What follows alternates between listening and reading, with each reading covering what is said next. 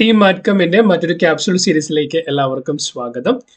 SLC capsule സീരീസിൽ നമ്മൾ ഇന്ന് നോക്കാനായിട്ട് പോകുന്നത് ചാൾസ് ലോ ആണ്. നമ്മൾ ആ ലോ എന്താണ്, അതിന്റെ ആപ്ലിക്കേഷൻ എന്താണ്, എന്തൊക്കെ രീതിയിൽ ചോദ്യങ്ങൾ വരാം, ഒരു പ്രീവിയസ് ഇയർ ചോദിച്ച ചോദ്യം എന്താണ്, അങ്ങനെയാണ് നമ്മൾ ഈ വീഡിയോ ഫ്രെയിം ചെയ്തിരിക്കുന്നത്. വീഡിയോ യൂസ്ഫുൾ ആവുമെന്ന് വിശ്വസിക്കുന്നു. എന്തെങ്കിലും ക്ലാരിറ്റി ആവശ്യമുള്ള ഒരു കമന്റ് സെക്ഷനിൽ ചോദിക്കുക.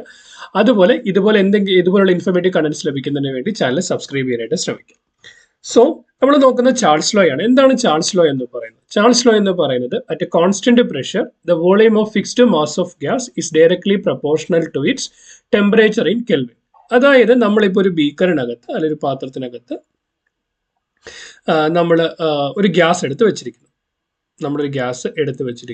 Pressure kept constant. പ്രഷർ എന്ന് പറയുന്നത് കോൺസ്റ്റന്റ് ആണ്.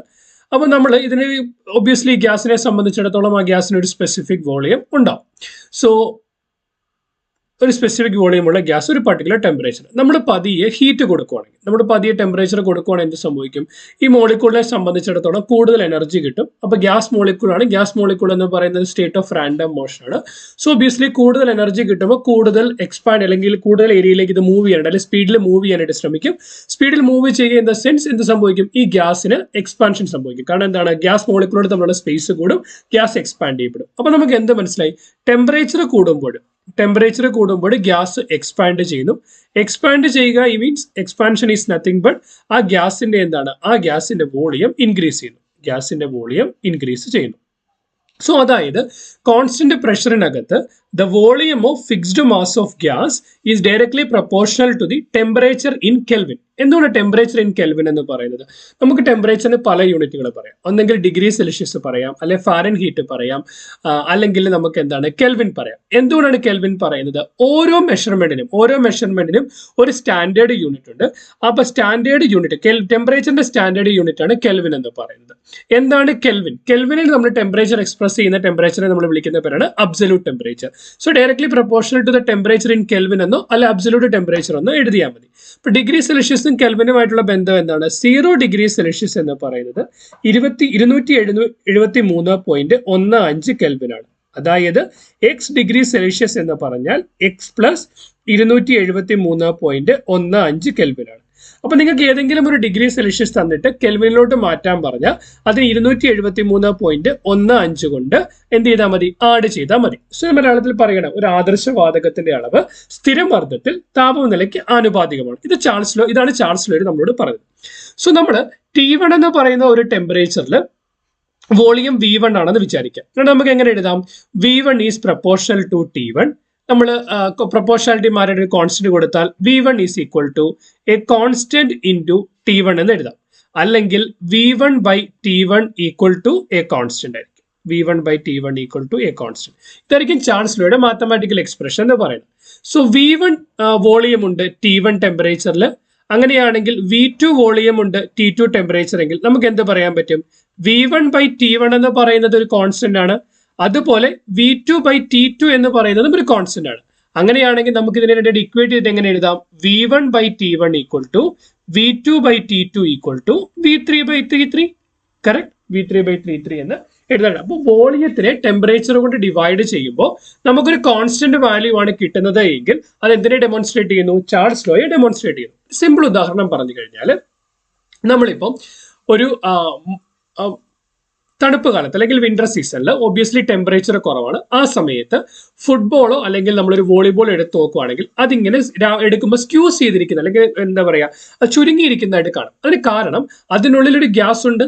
സോ വിന്റർ സീസണിൽ ടെമ്പറേച്ചർ കുറവാണ്. അപ്പൊ എന്ത് സംഭവിക്കും?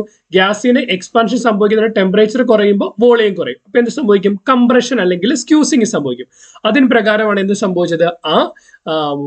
എന്താ പറയുക, ബാസ്കറ്റ് ബോൾ അല്ലെങ്കിൽ ഫുട്ബോൾ എന്ന് പറയുന്നത് ചുരുങ്ങിയത്. ഓക്കെ, അത് നമുക്ക് ഏറ്റവും സിമ്പിൾ ഒരു എക്സാമ്പിൾ ആയിട്ട് കാണാനായിട്ട് പറ്റും. കോൺസെപ്റ്റ് ക്ലിയർ ആണെന്ന് വിശ്വസിക്കുന്നു. നമുക്കൊരു ക്വസ്റ്റ്യൻ നോക്കാം. The given table shows the result of an experiment or a fixed mass of gas at a constant pressure. നോക്കുന്നവന് മനസ്സിലാവും, ഫിക്സ്ഡ് മാസ് ഓഫ് ഗ്യാസ് ഒന്നാമത്തെ കണ്ടീഷൻ ഉണ്ട്. At a constant pressure Charles ലോയുമായി ബന്ധപ്പെട്ട രണ്ടാമത്തെ കണ്ടീഷനും അവിടെ പറഞ്ഞിട്ടുണ്ട്. സോ നമ്മളിവിടെ നോക്കുമ്പോൾ തന്നിരിക്കുന്നത് 24 ലിറ്റർ വോളിയത്തിനകത്ത് ടെമ്പറേച്ചർ 800 ആണ്. വോളിയം ബൈ ടെമ്പറേച്ചർ എടുത്തപ്പം 0.03 കിട്ടി. മറ്റൊരു ടെമ്പറേച്ചർ 400, അവിടുത്തെ വോളിയം തന്നിട്ടുണ്ട്. അന്നേരം എപ്പോഴും V/T എന്ന് പറയുന്നത് നമുക്ക് 0.03 ആണ്. അപ്പൊ ടെമ്പറേച്ചർ മാറുന്നതനുസരിച്ച് വോളിയം മാറിയിട്ടുണ്ട്. V/T എന്ന് പറയുന്നത് കോൺസ്റ്റന്റ് ആയിട്ട് നിന്നിട്ടുണ്ട്. അപ്പൊ നമുക്ക് എന്ത് മനസ്സിലായി? V1/T1 equal to V2/T2 equal to V3/33 ആണെങ്കിൽ അത് ഏത് ലോയെ റെപ്രസെന്റ് ചെയ്യുന്നു? That is representing Charles law. That is representing Charles law.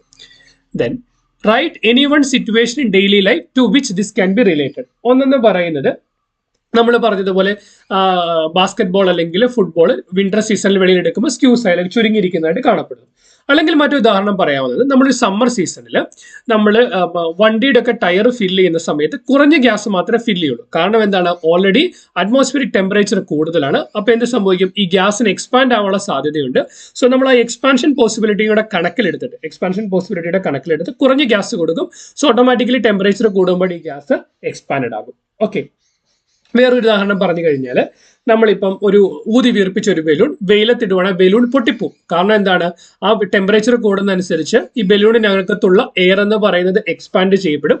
Expand ചെയ്യുമ്പോൾ ഈ ബലൂൺ ഹോൾഡ് ചെയ്യാൻ പറ്റാത്തതിനേക്കാൾ കൂടുതൽ വോളിയം ആകുമ്പോൾ എന്ത് സംഭവിക്കും? ബലൂൺ ബ്രേക്ക് ആവും. Clear? Then find the volume of this gas at 100 kelvin. അതായത് 100 കെൽവിൻ ടെമ്പറേച്ചറിൽ ഗ്യാസിന്റെ വോളിയം എത്രയായിരിക്കും? അങ്ങനെ ഒരു ചോദ്യം ചോദിച്ചാൽ നമുക്കറിയാവുന്നത് V1/T1 ഈക്വൽ ടു V2/T2 ആണ്.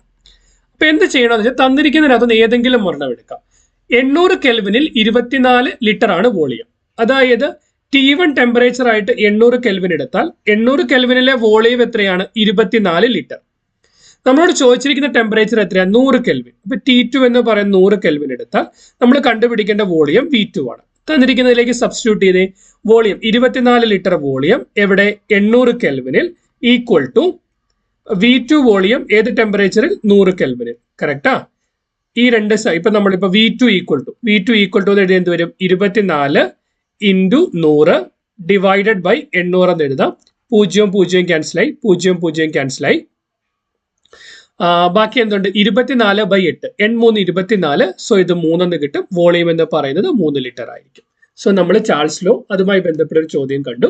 വീഡിയോ യൂസ്ഫുൾ ആണെന്ന് വിശ്വസിക്കുന്നു. എന്തെങ്കിലും ക്ലാരിറ്റി ആവശ്യമുള്ളവർ അത് കമന്റ് സെക്ഷനിൽ ചോദിക്കുക. ഇതുപോലെ ഇൻഫോർമേറ്റീവ് കണ്ടന്റ്സ് ലഭിക്കുന്നതിന് വേണ്ടി ചാനൽ സബ്സ്ക്രൈബ് ചെയ്യുക. Keep watching. Thanks for watching. By.